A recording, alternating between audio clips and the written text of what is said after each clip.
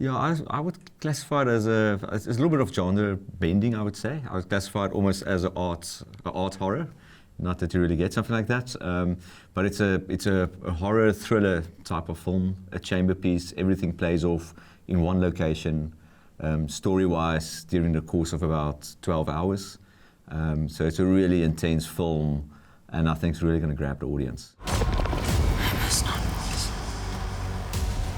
I must not voice. Breathing In is based on a South African theatre play written by Reza de Wet, who's one of our greatest theatre writers, screenplay writers. And this was an adaptation into film. And we wanted to still keep that type of quality and texture of a theatre play in it. And because it's a chamber piece, keep that grittiness, the high contrast in lighting, and all of that stuff. So we really wanted to protect that. And our look and feel was a lot more cinematic and film-driven. Yeah, I've worked quite a bit with Jaco Bouwer. We've done about 3 local series in South Africa together. We then did Gaia, that he co-produced with me. That was quite a film, really well received. And he's a very visual-driven director, and he actually comes out of theatre. So he's also really skilled in working with little, you don't need that much to be really captivating and creating interesting images. Yeah, we had quite a lot of challenges regarding the space because, as I mentioned, about, I would say 95% of the film plays off in that one space. And I think there's 5-day exterior, 5-day shots. The rest is everything evening. So we had a lot of low light challenges to sort of work within that space. And the biggest challenge we had is, what is our lighting motivation? Film plays off in the early 19s, so moonlight and fire, or candles. That's what you had in those periods. So there was no sodium through windows and this type of light that you can use as your enhancement the whole time. So I had to go extremely low lit, with candles doing a majority of the work on the walls, on the background. And I sort of had to force all my key lighting down to enable my ambience lighting to transcend in the scene and to actually have an impact on the background and create that flickering effect. So it was quite a challenging thing in that small space. In the space, and we created quite a few modifiers for the lights. Lighting package was actually really small because of the contained space that we were in. So we created some modifiers with Corex and foam, sort of self-made type of stuff, to be able to get lights really close to our characters and create a beautiful wrap. It was just really tight, so we had to sort of work with flat 4x4 frames and create modifiers and sort of shaping barn doors and stuff. Yeah, this was the first time I shot anything on a Venice 2. It was really new in the market. Basically got the camera in 3 days before the shoot.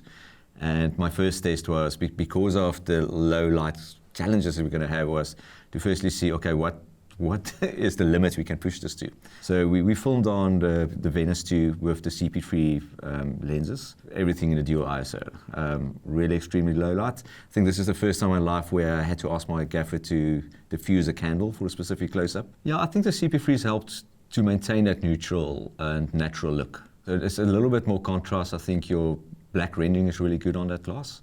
And I think that combination with the Venice, I think is really a good combination. Also, this was before the Rialto system was out for the Venice 2, so it's quite a bulky camera, and there's quite a bit of work where we had to place it on a gimbal. We really can't see doing it for Venice 2 with a lot of other lenses.